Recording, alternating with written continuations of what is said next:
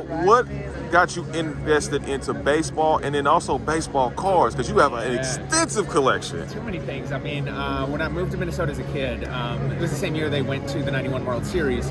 So ever since going there, being fortunate enough to get to games 1, 6, and 7, which, you know, to me and to many others, arguably the greatest World Series of all time, like that got me hooked, right? So ever since then, like just that energy of being in the building was incredible. After the World Series was done, season was over, so I got into baseball cards. It was my first like entrepreneurial endeavor, was buying and trying to flip cards as a young like 5, 6-year-old. So for that, it's always stuck with me. I thought I was going to be a pro athlete until I got into music, and over the course of my career, I've been fortunate enough to like, you know, really try to blend between these worlds. Doing everything from, you know, my TV show and content series, you know, taking athletes and introducing them to musicians, and conversely, we'd go to, you know, Oklahoma City and set up a studio in Kevin Durant's place. We'd, you know, bring Kendrick Lamar in the studio to record a record with him and create really cool bits of content, because there's just been so much overlap. And then it kind of overlapped into me starting to actually curate and create content with some of the pro sports teams and leagues, and have fun in that. Now even doing my own sports cards, which I got a couple, so I just started designing cards with tops that are all remixes of basically baseball music. So you have like the Guns N' Roses, Mike Trout, Use Your Illusion, Dr. Dre, California Love, platinum plaque that Dre actually signed for me, that I have his plaque, mixed with the Trout, and the $1 million Mike Trout card I have a fund that we bought. Wow.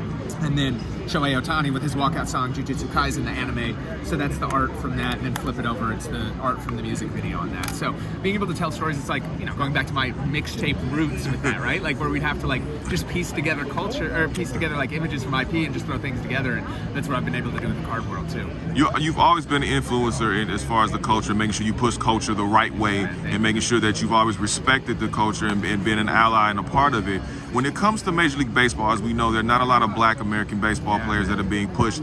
Do you feel like designing baseball cards like that for some of the Black baseball players could kind of help push I would say the product, and also too being able to get the enthusiasm and the awareness of the sport? I hope so, man. I mean, like it's something that's needed, and look, I want to play my role and be as respectful as I can to culture, right? And to try to like make awareness through music. Hopefully it does that, right? Like, and it's so great, like seeing Dom Smith, the kid who's out here from Compton, right? Like really trying to be who's all about bringing baseball to the Black communities. Mookie Betts, one of his biggest things that he speaks about, it's so important, is, you know, unfortunately baseball has been left behind by other sports due to a lot of its really accessibility, right? So we need to make this great sport accessible to more communities, especially marginalized communities. So I think that, you know, if I can play a role, hopefully by, especially because all of mine have been primarily hip hop driven, right? Like hopefully make somebody think that baseball's a little cooler, give it a shot, or do something else. So yeah, so wildly important. I'm definitely looking forward to that Mookie Betts card that you're going to design, because I think that's going to be kind of cool. We got to do it. Shout out to Mookie. I'm excited. Yeah, it's so cool. Like I grew up, like my favorite players growing up were like King Griffey Jr. obviously, just like the icon, and doing his card has been a trip, and like Kirby Puckett. So like my favorite players of all time were Black baseball players. My favorite player actually of all time is Satchel Paige, right? So great Negro, and I didn't you know, even learn about him until, you know, I did a school report on him in elementary school and realized he's the greatest pitcher of all time.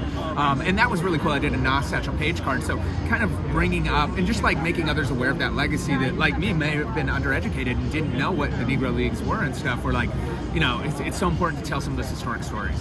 Absolutely. Well, the man, the myth, the legend himself, the one and only DJ Skee, congratulations on all your success, man, and everything that you've done, and continue to push the culture forward. We really appreciate your time. Man, always a pleasure, man. You've been here since day one, so let's get it.